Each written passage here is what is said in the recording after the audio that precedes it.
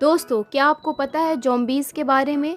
आइए आज आपको बताते हैं रहस्यमयी ज़ॉम्बीज़ का सच। किसी समय डरावनी किस्से कहानियों के मुख्य पात्र भूत, प्रेत, पिशाच, बैताल आदि ही हुआ करते थे।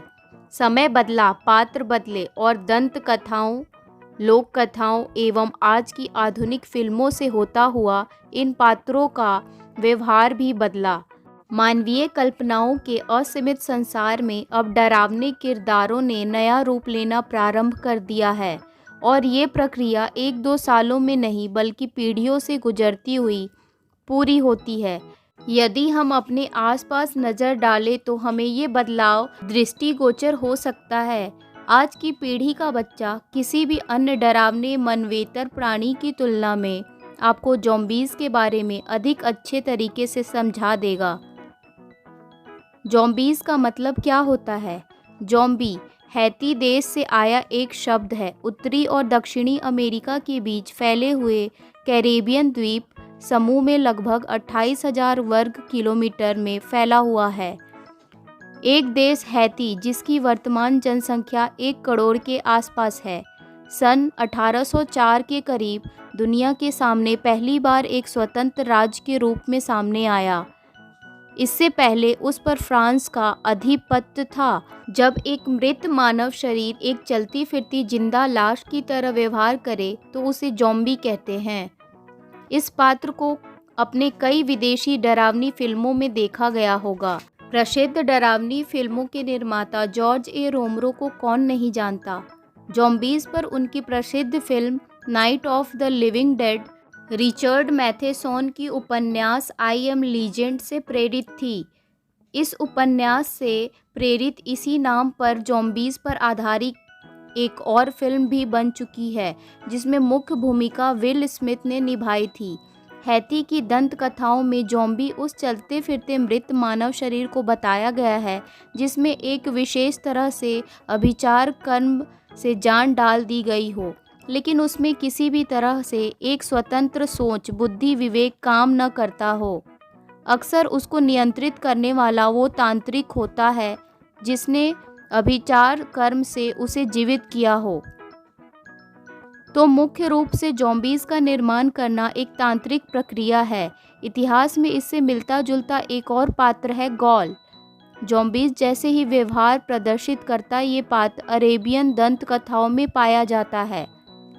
हैती लोगों की मान्यता के अनुसार सामान्य ज़ॉम्बी से अलग एक अमूर्त एवं निराकार ज़ॉम्बी भी होता है जिसे ज़ॉम्बी एस्ट्रल कहते हैं, जो वास्तव में मानवीय चेतना का ही एक भाग होता है। वहाँ का तांत्रिक, जिसे वहाँ की भाषा में बोकोर कहते हैं, किसी की ज़ॉम्बी एस्ट्रल पर कब्जा कर सकता है अपनी आध्यात्मिक शक्ति बढ़ाने के लिए। वहाँ की मान्यताओं के अनुसार बोकोर एक ज़ॉम्बी एस्ट्रल को कैद करके बोतल में सील बंद भी कर सकता है और उसे किसी क्लाइंट को बेच भी सकता है। उसका सौभाग्य वापस पाने के लिए, कोई लाइलाज बीमारी ठीक करने के लिए या व्यापार में सफलता के लिए। ऐसी उनकी मान्यता है कि अंततोगत्वा ईश्वर उस ज़ॉम्बी की आत्मा को फिर से ले लेंगे और उसे मुक्त करेंगे। तो इस प्रकार से ज़ॉम्बी एक अस्थायी अभौतिक तत्व है जो भौतिक मृत मानव शरीर में निवास करता है। हैती में ही ला स्तेयर नाम का एक गांव है जहां से 1982 में ये खबर उड़ी थी कि वहां कुछ किसानों के खेतों में ज़ॉम्बीज़ मजदूरी का काम करते हैं।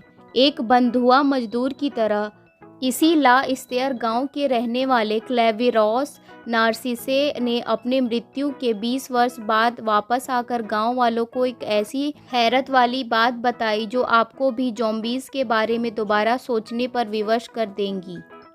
उन्होंने बताया कि एक दिन अचानक मेरी तबीयत खराब हो गई। मेरी बहन मुझे डेशा बेले के अल्बर्ट स्वीजर मेमोरियल हॉस्पिटल लेकर गई। मेरी हालत बिगड़ती जा रही थी। मुझे लग रहा था मेरे फेफड़े काम नहीं कर रहे, दिल डूबता जा रहा था और साथ ही मेरे पेट में भयंकर जलन हो रही थी। अचानक मुझे लगा मेरा पूरा शरीर जम सा गया है। जब मैंने डॉक्टर को मेरी बहन से ये कहते सुना कि तुम्हारा भाई मर चुका है, डॉक्टर ने सफ़ेद चादर से मेरा शरीर ढक दिया और मेरी बहन को मेरा मृत्यु प्रमाण पत्र देकर बना दिया। हॉस्पिटल में मेरे कुछ मित्र मुझे देखने आए। मैं उन्हें दुख प्रकट करते हुए सुन रहा था, लेकिन अब मेरे अंदर हिलने या बोलने की भी शक्ति नहीं बची थी। दिन के समय मुझे ताबूत में डालकर दफना दिया गया और मैं ताबूत पर गिरती हुई मिट्टी की आवाज़ सुनता रहा।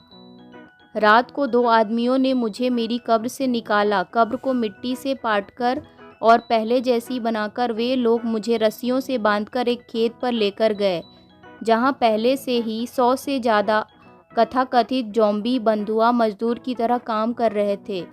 दुनिया की नज़रों में ये लोग मर चुके थे। जादू टोने करके तांत्रिक और ओझा उन्हें रात दिन नशे में रखकर मजदूरी कराते थे। इनकी बुद्धि और विवेक दोनों ही दवाओं के नशे में दब चुके थे। मैंने 2 वर्षों तक वहाँ काम किया। एक दिन वहाँ का सुपरवाइज़र गलती से मजदूरों को नशे की दवा देना भूल गया। कुछ मजदूरों को जब होश आया तो उन्हें विश्वास ही नहीं हुआ कि उनके साथ आखिर ये हो क्या रहा है।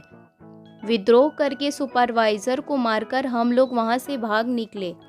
उसके बाद मैं अपने भाई के डर से अपने गांव नहीं लौटा, क्योंकि मेरा भाई भी इस कांड में लिप्त था। क्लेवेरोस के अनुसार वो अपने भाई के मौत के 20 साल बाद गांव में ये बताने आया था कि वो ज़ॉम्बी नहीं है, एक जिंदा इंसान है। वहाँ से भागने के बाद नार्सिसे ने अपनी मेडिकल जांच कराई। जांच रिपोर्ट में ये दावा किया गया कि नार्सिसे को कुछ रासायनिक पदार्थों का मिश्रण दिया गया खाना, जिसमें टेट्रोडोटॉक्सिन और बुफोटॉक्सिन प्रमुख रूप से थे, जिसकी वजह से वो कोमा में चला गया और फिर मृत्यु की बिल्कुल करीब पहुंच गया। उसके बाद उसे मृत मानकर उसकी अवस्था में दफना दिया गया।